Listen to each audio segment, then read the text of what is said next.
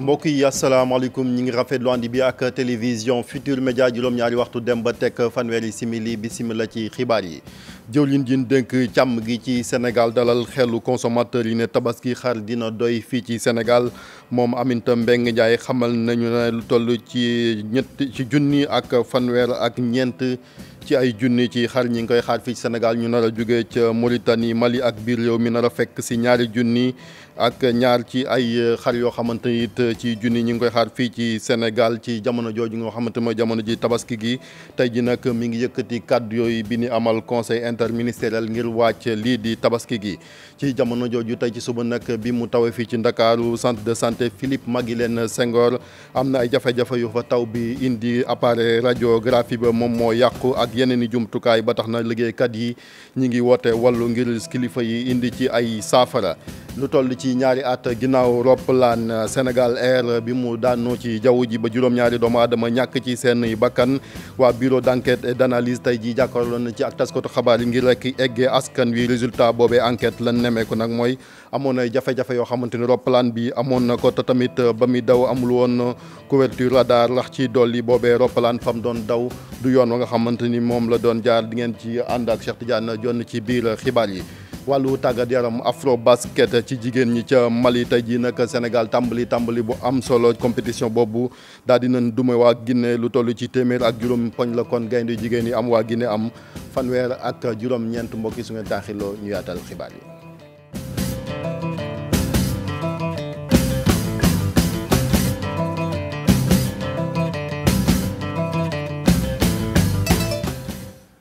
daleen jàmm ci xibaar yi mbokk yi tabaski li ci des bariwul ba tax na tey kilifa yi amoon nañ ci ab ndaje ñu koy wax réunion interministérielle ngir rek te wax fi ñu toll ci waajtaayoo ginnaaw nag moom jëwriñ ji dénk càmm gi bi mu amee tukki nemmeeku ci réew yi wër Sénégal rax ci dolli muy Mauritanie ak Mali moom nag nee na xar dina doy ci Sénégal ndax ñu ngi ciy xaar lu toll ci ñaar téeméeri junni ak ñaar yoo xamante ni ñi ngi ci marché bi nar see fekk tamit lu toll ci téeméeri junni ak fanweer ak ñeent yoo xamante ni dinañ jóge ci yooyee réew su ko defee jafe-jafe am ci wàllu woowu Fatou Bintou Konté ak Ababacar Camara. xar jamono ji am na te nag dana am ci bés yi nga xam ne moom la ñuy dëpp ma ki nga xam ne di ministre bi nga xam ne moom moo yor wàllu càmm gi fii ci Sénégal mu Aminata Mbengue Ndiaye gannaaw ba ñu amelee benn ndaje ak képp koo xam ne ñoom ñooy yëngu ci wàllu woowee muy xamle ne tey jii ci àjjuma ji que ne fi mu toll nii xar a ngi commencé bari ci dëkk bi. amagum nañu ñaari téeméeri junni ak ñaar 202 000 moutons yoo nga xam ne existé nañu fii au niveau de nos différents marchés donc am na ki la région de Dakar jotagum na ci 52 000. ak yi nga xam ne moom mooy dugg si. ministre bi nga xam ne moom mooy yor wàllum càmm gi di ñu xamal ni fii ci Ndakaaru nag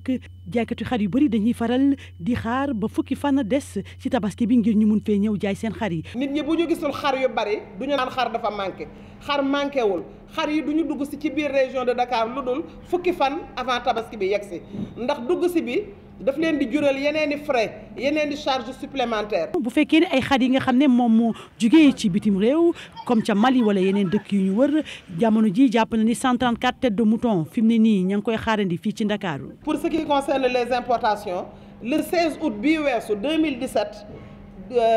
gis nañu ne ci li ñu xayma lu tolloog téeméeri junni ak fanweer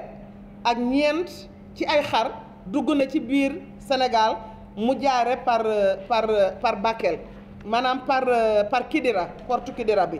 benn difficulté rek lañ ci nemmeeku jamono ji mooy li nga xam ne moom moo di région yi nekk fii ci sud Sénégal maanaam Casamance ay Sédhiou yooyu ba tey li nga xam ne moo jëm ci wàllum xar duggagu fa nam fa war a duggee. ginnaaw taw bi mu taw tey ci suba ci Ndakaaru ndox ma nag am na yàqu-yàqu yu mu indi ca centre de santé Philippe Maguilène Senghor nekk fii ci Yoff appareil radiothérapie ba yàqu na ak yeneen i radiographie moom moo yàqu ak tamit yeneen i jumtukaay yoo xamante ni ña nga woon ca bërëb ba ñuy fajee doomu aadama yi ba tax na rek ña fay liggéeyee daal di sàkku kilifa yi ñu indi ci saafara ndax jàpp na ni canalisation moom moo tax yoo lay am Alassane Ba Diafara Ba. service bu taxawandi bloc administratif bu fees dell ak ci ndox daanaka ñëpp ba ciy jàpp ngir fexe ba ndox mi jóge fii muy radiographie bi ak yeneen i matériel yu bëri yàqu. pour tey moom lu si yàqu moom daa bëri déjà rajo bi yëpp yàqu na rajo bi rek presque valeur 35 millions la échographie bi 9 millions 500 ak matériel yi sew sewaan yi yooyu boolewu ma ko ci donc fu mu nekk nii 40 et quelques millions yàqu nañu fi lépp loo xam ne que consultation générale la fu mu nekk dañ ko arrêté pédiatrie arrêté na Sésame arrêté na rajo arrêté na ORL arrêté na dermato arrêté na je pense que aussi tamit lépp li administration médecin chef bi tam bureau inondé na ak superviseurs yi ak CMI Sésame ak laboratoire yu inondé nañu je pense que loolu aussi tam baaxul si. mu di ñetteel bi yoon liggéeykat yu centre Philippe Maguilène Senghor di dundu situation bi ni mel daanaka nee nañu bu xiinee sax seen xel du dal. coono la ñu nekk duñu nelaw guddi duñu nelaw bëccëg suy taw rek ñun ñëpp dañuy tiit suy xiinee rek dañuy tiit loolu tax nag ñu bëggoon nag autorités yi ñu jàpp si ñun suñu problème nag mooy problème canalisation la. hospitalisation bi heureusement que yàlla dafa def sutura ndox bi yeggul foofu ak bloc opératoire su fa yeggoon rek catastrophe dina am loolu tax nag dañu bëgg autorités yi ñu nañ si jàpp balaa muy wees. kilifa yi mu mel ni yëgaloon nañ leen li ni mel. wante boobu ba léegi amut benn réaction. bind nañu lettre pour notifier leen ne que fii inondé nañu ñoom ñëpp yëg nañ ko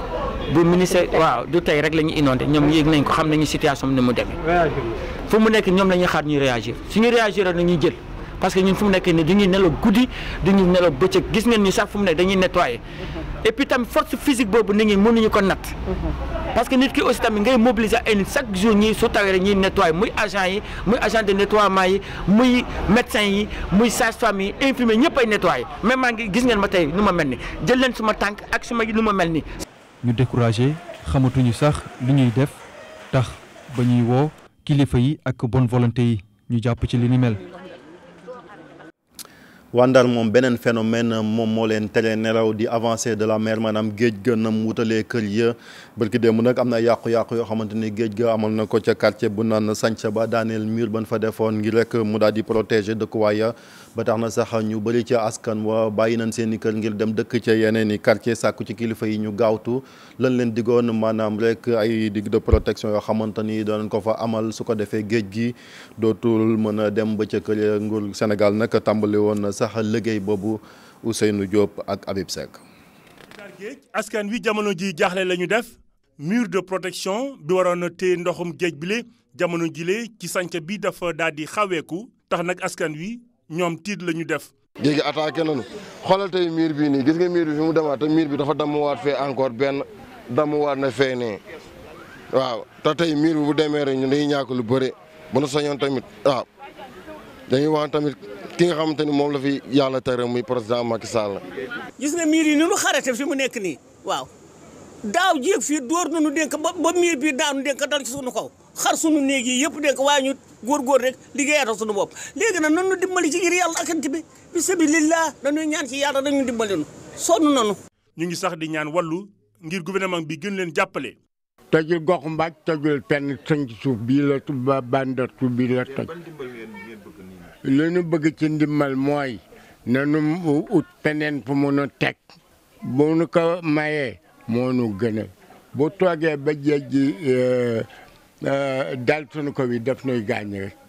ci lu jëm ci wàllu liggéey yi nga xamante ni waxoon nañ ko jëm ci wàllu dig bi askan wi nekk ci Sanca ba nii dañ ko war a baral ndaxte jamono jile bu fekkee ni gaawu nuñ ci jëye mën na am. miir bi nu defar ko boo noo defar miir bi nan na sarxawut fu nu jonkat man fa fanaa soogaa defar miir bi moo taxawatul jaaxaan na ba fëq taxawatul de te sunu kaw la jëm si. ñun liggéey bi ñu doon wax naan liggéey bàyyi ngeen ñoo gisuñu dara dégg nga te ñun géej gi rek la nu am gannaaw yàlla amuñu fu nu jëm dégg nga nu dimbal nu boog may nu fu nu jëm woo nu wutal nu fu nu jëm ndax ñun sonn nanu dee nanu. doomu Sanca bi ak mur de protection bi ni mu xawee ko tax na nag tiit la ñu def xamle na ni état bi dafa war a gaaw ci wàllu liggéey bi ndaxte bu fekkee ni defuñu ko yeneen i jafe-jafe mën nañ ko dund. léegi leer na xam nañ lan moo daaneel roppalaanu Sénégal Air jëye ji nag mi ngi amoon boobaak léegi daanaka léegi tey mu mat ñaari at lu toll ci juróom ñaari doomu Sénégal ak yi ñu nekk ca bitim réew ñàkk ci seen bakkan bokk ca ñoom ay docteur loolu nag buñ sukkandikoo ci waa bureau d'enquête et d'analyse di BA li ko waral bokk na ci rek roppalaan bi dafa amoon ay cooxe ci wàllu jumtukaay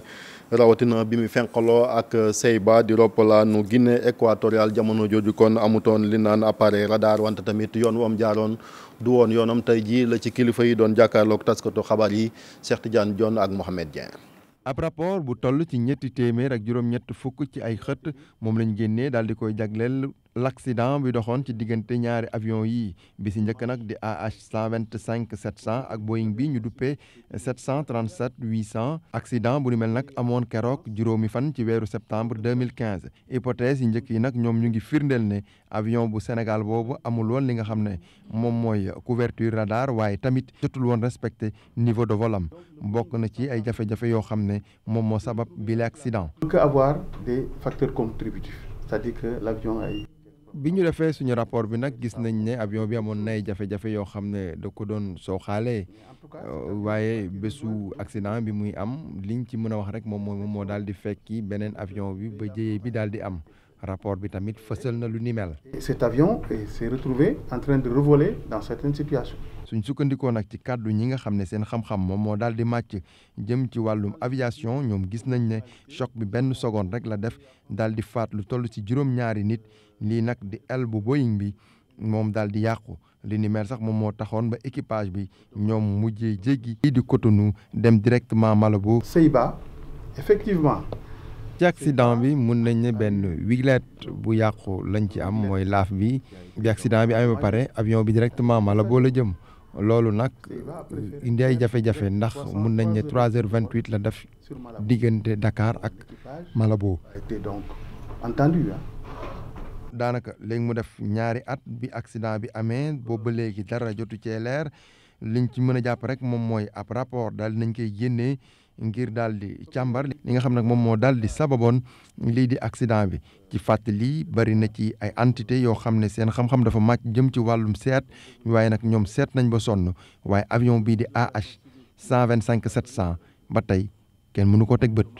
jërëjëf Cheikh Tidiane Dione wàllu politique ñu des ba léegi ci coow li lalu ci élection législative yi fi amoon ci fanweeri fan ci weeru juillet waa coalition bi nag di assemblée bi ñu bëgg jàkkaarloo nañ ci ak taskatu xabaar yi dellusiwaat ci élection yi nam demee àndoon ci te tamit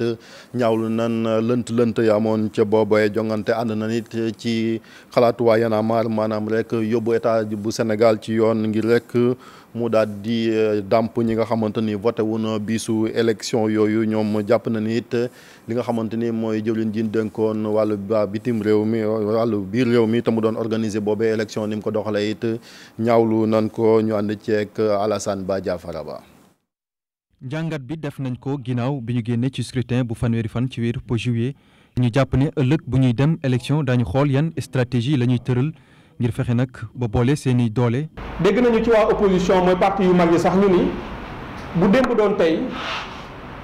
dinañu fexe ba du ñu tasaaroo ñu ànd ndax seen résultat wane na ni bu ñu àndoon xëy na ñoom ñooy daan donc yaakaar naa ne boo dundee loolu lu waay def dee bu dekkee ba ko bu dee xelam mat na moo tax ñu jàpp ni ñun am nañu yaakaar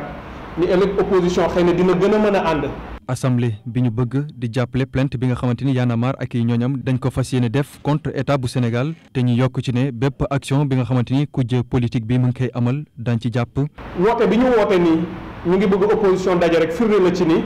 képp ku yëkkati mu di opposition di société civile ak keneen ku yëkkati loo xam ne lii dafay fexe ba Sénégal ak réew mi ak gouvernement bi ak président bi ji boppam parce que moom la ñu amal affaire mu dellu si tënku ci yoon doxal mbir mi ci ni mu war a jaaree. loolu dañ leen ci soutenir. mu di seen action bu mujj en tant que coalition wante nag mën nañu jàpp ne beneen aventure buy tàmbali la ndax fas yéene nañu poursuivre combat yi ngir fexe ba gagner confiance su Sénégalais yi. Sénégalais yi bëgg nañu lu baax dañu bëgg am lu baax dañu bëgg réew mu baax bëgg nañu réew mu set bëgg nañu réew mu gouvernement bi di respecter citoyens yi di bañ a sàcc seen alal bëgg nañu njàng mu baax nga tekki ci sa sueur de ton front. am liggéey tedd sénégalais yi lii askanu àddina bi yëpp bëgg ci lu baax lu ko raw sax la ñu bëgg sénégalais yi bëgg loolu danañu continuer nekk ak ñoom pour wan leen ni mën naa nekk c'est possible ñi naan Sénégal du dem ñun gëmuñu loolu moo tax lii mu wax danañu continuer ba sénégalais yëpp dégg ñun li ñuy wax. 2977 voix ñu am ko ci élection bi ñu génn Cheikh Tidiane Dièye ak i ñoñam jàpp ne découragé wu ñu benn yoon te ñu am yaakaar ne bis dina ñëw ñu am li ñuy sàkku. le pouvoir en place. ñu fàttali na direction générale bu élection ñoom it tey ci ngoon woote woon ndaje ak taskatu xabaar yi dinañ ci dellusiwaat ak Ibrahima Kane ñi ñoom ña ngay liggéey ca SAMU municipal nee nañ toog nañ ñaari weer yu ñu jotul seen salaire ba tax na ñuy woote wàllu ñu ngi nekk nag ci syndicat bi di FGTS bëgg na nit kilifa yi daal di ci indi saafara ca nam gën a gaawee Aïssatou Paye Fall Jaafara Ba.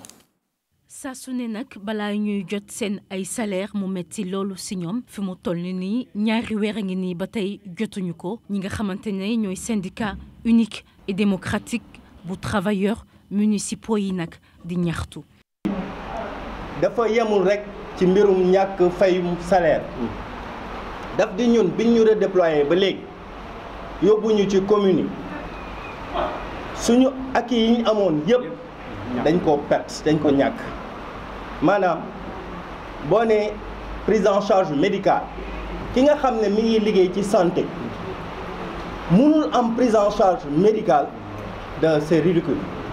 ñu sonn nag ci laajte seeni payoor kii di délégué du personnel bi nag di ñaax nag autorité yi ñu gën a am respect si ñoom ñi di liggéey ci wàllum santé. ñun sonn nañu trop ci nekkin bi ñu nekkee malgré que ñun amuñu salaire. Vous voyez que le SAMU municipal fonctionne parce que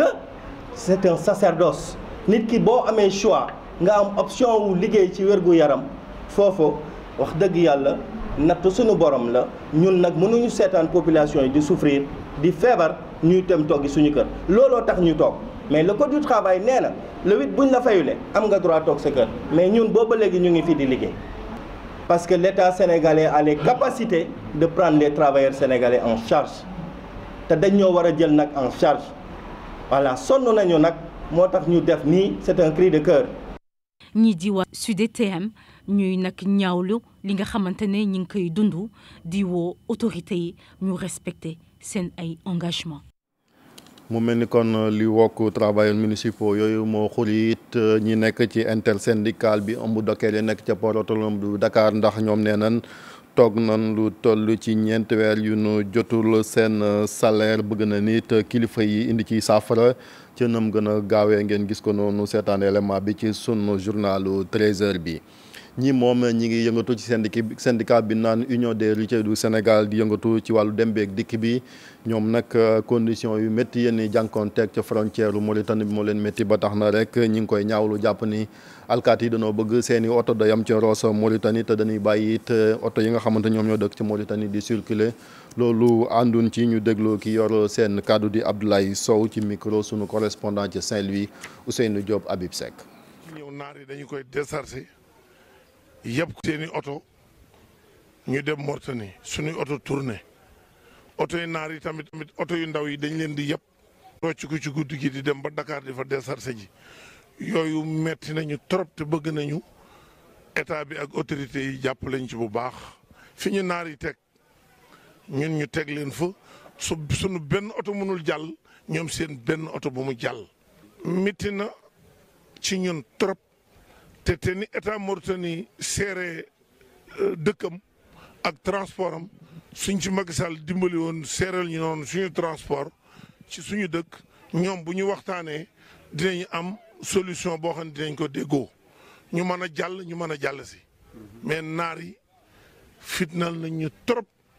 ba bagage bu tooy bu ñu yóbbu Mauritanie suñu amee 30 tonnes 10 tonnes yi bu ñu ko déchargé day yàqu muy xaal di mango di banana te comme ñoom wax nañ ni benn oto Sénégal du jàll Mauritanie war nañoo dimbali ba seeni oto yem ci frontière bi wàllu transport en commun bi lu ñu jëm ñu wàcce ko foofu wàllu wi nga xamante ni mooy marchandise mi ak bagage yi ñuy yëpp di ko def ci gëlë-gëlë yi su ñëwee ci garage bi gëlë-gëlë mi ngi taxaw lu mu yebbi mën na koo yeb yóbbu. wàllu dem ak dikk ca Ziguinchor foofu nag dawalkatu moto Jakarta yi ñoo doon amal doxu ñaxtu la ñuy méttitlu moom mooy juróom-benn téeméer yi nga xamante ni mairie bi mu ngi koy sàkk ci ñoom ci wàllu taxe dem nañ ba ca mairie bi nag direction ba dénk wàllu communication bëggoon na leen a dalal wante danoo lànk ne maire bi rek moo mën a wax ñu dégg ko ñu àndi ceeg Boubacar Diassi Lamine Mandia. doxum ñaxtu bu jakartamaan yu Ziguinchor. ñu fësal fii yenn ci seeni bëgg-bëgg. bu ñuy wax ne war nañu fay 3000 yi ñun ñëpp a ko nangu woon ba noppi nag dafa am li ñu waxoon ne loolu la ñuy defal maanaam ay gilet ay casque ay mbaar bu tawee wala naaj bi tàng ñu bañ a nekk ci loolu ñu jox ñu ay kayit yi wane ne fii commune bi moo la fi jox kenn amul sañ-sañ jëlee la fi loolu defuñu ko war ñu boole ci mutuelle de santé boo xam ne ku ci def choc tey comme ni ñuy waxee salle Jakarta régional dafa ñaaw parce que ñun ay citoyens modèle lañu. bu ñu yegsee mairie bu Ziguinchor Jakarta maa nii ne duñu wax ak kudul adjoint au maire. ma dem directement ci ñoom ma lire lu ñu bind mu doon ay questions sax yoo xamante ni maire yi moomul yëpp mais comme ñëw nañu ba taxaw ba maire yi ma yaakaar ni maire yi am na ci wàllum ma laaj leen lan la ñu bëgg ñu ne ma ñoom lu ñu bëgg mooy nañu wàccee na maire wàcc ma leen maire da new fii man nag mi wax ak yéen mën ngeen wax ak man ndax mën naa jotali ñu ne ma non. Jakartamaan yu Ziguinchor daal di ñibbi. Sénégal moom mooy dalal ñaareelu ndaje bi nga xamante ni évêques yi nekk ci Afrique dinañ ko teewee loolu nag ñu ngi ko dagleel wàllu ndimbalante mu nar a am fukki fan ak juróom-ñaar ci weeru septembre jàpp ñaar fukki fan ak benn ci weer weewu loolu nag lu toll ci ñaar téeméeri kilifa ñu ngi leen ci xaar tey ci suba nag kilifa gi dénk Caritas di abbé Alphonse Seck daal dinay profité ci occasion bi ne Caritas it bëgg nañoo dugal seen loxo ci jëye ja am ca Sierra Leone muy taw bu takku bu fa amoon ba lu toll ci daanaka ñeenti téeméeri doomu aadama ñàkk ci seen bakkan ñu déglu ko moom abbé Alphonse Seck ci micro Moussa Ngom Ababacar Camara. wax naa tamit xaalis bi nga xam ne moom la ñu soxla pour mën a am ndaje yu mel nii fi muy jógee dina jóge ci keesu Caritas Afrique ci boppam ndax moom mooy woote dina jóge tamit ci organisation Caritas yi nekk ci Afrique te ñoom ni ñuy jëlee seen wàll mooy délégation bu ne day jël boppam en charge ci wàllu transport avion suñu partenaires yi ñuy liggéeyee rawatina ñi nekk ci réewu tubaab yi ñoom itam am na lu ñu def ci organisation bi. ma ne démb rek bind naa lettre ki jiite Caritas Sierra Leone pour di ko masawu ci coono yi ñu nekkee bind tamit Caritas yi nga xam ne ñoo nekk ci Afrique de l'Ouest fukki Caritas ak juróom te man ma jiite leen ndax ku nekk xalaat naka la ñu mën a jàppale waa Sierra Leone te ñoom woote nañu tamit pour confédération bi ci biir àdduna si sax ku nekk mën a def dara ndax ñoom ñu mën a gérer situation bi ñu nekkee. xibaaru tàggat yaram benn ponk la muy ndam lu am solo yu gayndey Sénégal ci wàllu basket ci jigéen ñi am tey ci njëlbeenu afro basket ci jigéen ñi ma ngay am nag ca Bamako Guinée lañ doon dajeek duma ko ñoom gaynde yi daal di am téeméeri poñ ak juróom waa Guinée am fanweer ak juróom-ñeent muy njëlbeen bu am solo boo xamante ne gone yi Moustapha Gaye amal nañ ko laata ñuy amal seen ñaareelu match ëllëg samedi seen diggante la ak Mozambique ñu ànd ceek sunu envoyé spéciaux fële ca Bamako di Pape Fara Ñing Massaer Ndiaye. match bu yomboon lool champion d'Afrique yi nag daal di gagné Guinée gagné yu métti ki ëppale li mu dugal ci jongante bi di Assou Traoré moo tàmbali mbir yi jongante bi nag tax ba entraîneur bi dugal joueurs yëpp ñu daal di basket li nu mel ngir mën a wone seen bopp démarré bu baax lii di compétition bi. joueurs yi def nañu match bu baax boo seetlee nombre d'assists passes décisives ñu ngi ciy def ñaar fukk ak juróom-ñett 28 passes décisives dafay tekki ne bokk nañu bal bi passe décisive mooy jox sa partenaire mu dugal donc statistique boobu solo la boo xam ne dañ koy ràññee ci partage du ballon donc c'est un aspect du sport collectif. yombul match benn match yombul match compétition yombul en général mais on a li ñu jéem a def rek mooy jéem a jël sunu jeu jéem ko imposer pour mun a dominer match bi. ban bi joué nañu. lu am solo la nga joué sa premier match commencé ko par benn victoire baax na ci moral équipe bi ak moralu joueurs yi donc ñi ngi sant yàlla tey def nañu match boo xamante ni yaakaar nañ ni tane na des na nag ndax war nañu yokk lu bëri. Guinée di nangu ne Sénégal moo leen ëppoon doole waaye fas yéene nañ ci jogante bi yëpp ñu daal di gën a wane seen bopp. C'est une défaite qui rentre dans la logique des choses. Le Sénégal est champion en titre. C'est toute une culture basket et une structuration que nous visons à atteindre en tant que Guinéens, mais que pour l'instant on est loin du compte. On avait en face de nous un armada, comme on dit, comme je leur ai dit. En face de nous, c'était une machine de guerre. Donc une machine de guerre qui se prépare depuis longtemps. Donc par rapport à nous, bon, on savait que ça allait être très très très compliqué. gannaaw ndam lu rëy li nga xam ne am nañ ko ci Guinée fi mu ne équipe bi nag mu ngi waajal ki nga xam ne moo nekk Mozambique nekk beneen équipe boo xam ne xaw naa am doole. xam nañu Mozambique ci 2015 mais équipe bi dañuy changé au fil des compétitions donc ñuy xaar fii guddi bu ñu leen gisee seen match ñu observé leen nañu mën a am idée comme ñoom ni ñu amee idée ci ñun tey suba. mais match bi quand même du yomb parce que Mozambique vraiment équipe la boo xam ne chaque compétition afro-basket dina def ay preuves. dugg si bu baax bu champion d'Afrique yi ci bile compétition laataa loolu faaw ñu dëggal ndam li ñu am ci samedi bi seen diggante ak kii di Mozambique. jërëjëf Pape Fara ñi nga ak Massaer Ndiaye mbokk yi fii la ñu yem ak yéen ci xibaar yi ñu ngi leen di sant di leen gërëm ci ànd bi ak télévision Futurs Médias 20h soxna Leya Soukeyna Ndiaye dina fi teew yaatal ko ci kàllaamay nasaraan ñu ngi leen di ñaanal jàmm.